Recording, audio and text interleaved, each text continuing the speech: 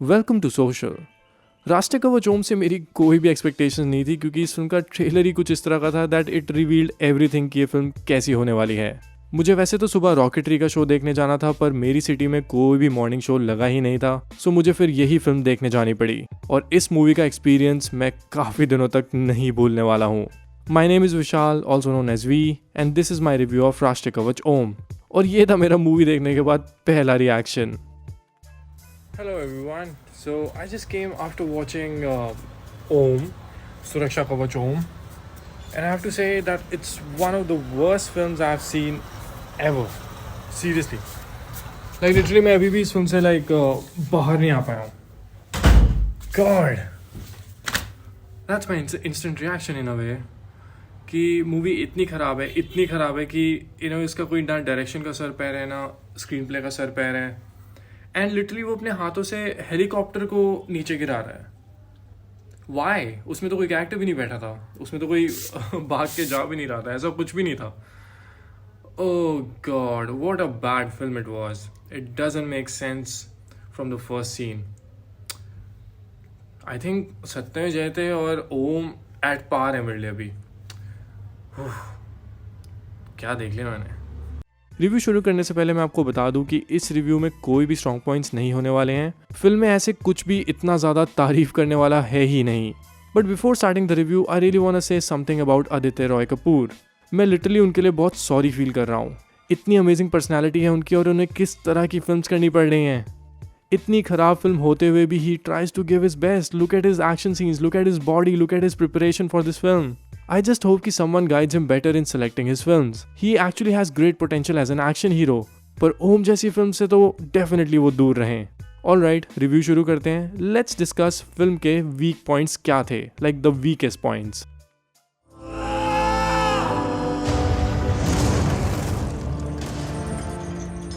रक्त रहे या ना रहे, राष्ट्र हमेशा रहेगा.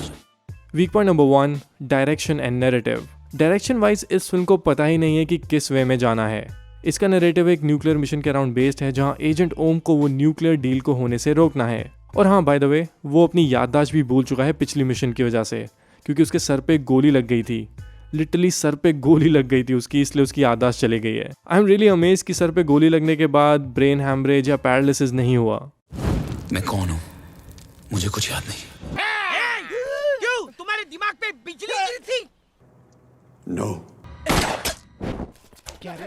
मैंने तो बोलने को होता नहीं क्या तेरे को? क्या पागल है क्या? एनीवे, द पॉइंट इज कि डायरेक्शन और स्टोरी इतनी खराब है कि लिटरली सीन्स को जोड़ जोड़ के फिल्म्स पूरी की है. ऐसे लगता है कि डायरेक्टर को फिल्म के नैरेटिव्स को जोड़ना ही नहीं आता है और फिल्म में कहीं से भी कुछ भी हो जाता है. मैं आपको इस फिल्म के डिसजॉइंटेड नैरेटिव का एक एग्जांपल दूं तो एक सीन में ओम जंगल में एक मिशन कर रहा होता है और अगले ही सीन में वो एक बार में आइटम सॉन्ग का पार्ट है for no reason at all.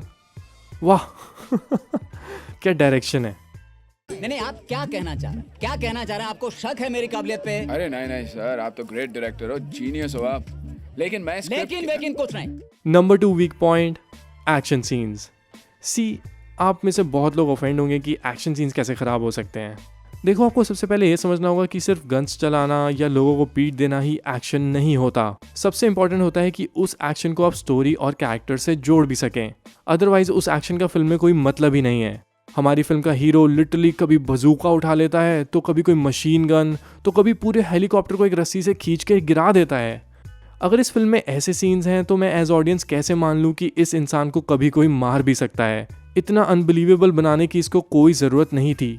He is an agent, उसको एक्शन करना भी आना चाहिए पर वो स्मार्ट भी होना चाहिए. But I really don't know कि हम अपने एजेंट्स को सुपर हीरो दिखाने में क्यों बिलीव करते हैं. We can show them as agents who can do action as well, simple. पर आई रियली थिंक कि ये बात मसाला मूवी कॉन्सेप्ट में किसी को समझ ही नहीं आती. गुड. जी actually international talent of ultimate student. Number 3 weak point, cinematography. Cinematography बहुत रेयरली किसी फिल्म का वीक पॉइंट हो सकती है. मैं तो लिटरली फिल्म्स को विजुअली बहुत जज करता हूँ पर सीरियसली सिनेमाटोग्राफी इस फिल्म की बहुत पुअर है. इससे ज़्यादा नकली सिनेमाटोग्राफी मैंने किसी एक्शन फिल्म में नहीं देखी है. लिटरली आप देख सकते हो कि विजुअली इस फिल्म में कोई अपील नहीं है. Easily one of the flattest action films I have seen visually. Now coming to the 4th weak point, it is actually an attack on your cinematic senses. देखो यार, आई ऑलवेज एग्री कि एक action film को fact basis पे सही होने की ज़रूरत नहीं है, ना ज़्यादा डीप होने की ज़रूरत है, ना ज़्यादा इवन इंटेलिजेंट होने की भी ज़रूरत है। बस फिल्म का प्लॉट हमें समझ आना चाहिए और जो फिल्म अपना वर्ल्ड बिल्ड करती है उसे हम एज ऑडियंस बिलीव कर पाएँ। ओम यही चीज़ नहीं कर पाती है। Agents don't behave like agents, villain don't behave like villains, dialogue में कोई रिलेटेबिलिटी नहीं है, ना एक्टिंग ऑन पॉइंट हो रही है। सो एज एन ऑडियंस ये फिल्म सिनेमैटिकली आपकी सेंसेस को चैलेंज करती है।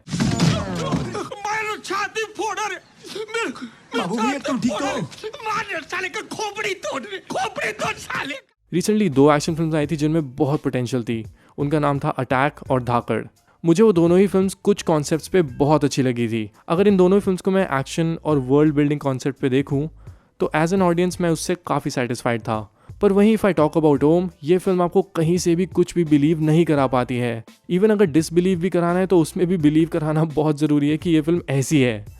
ओह गॉड। सो इसीलिए मेरे लिए तो एक बहुत ही वर्स्ट फिल्म थी।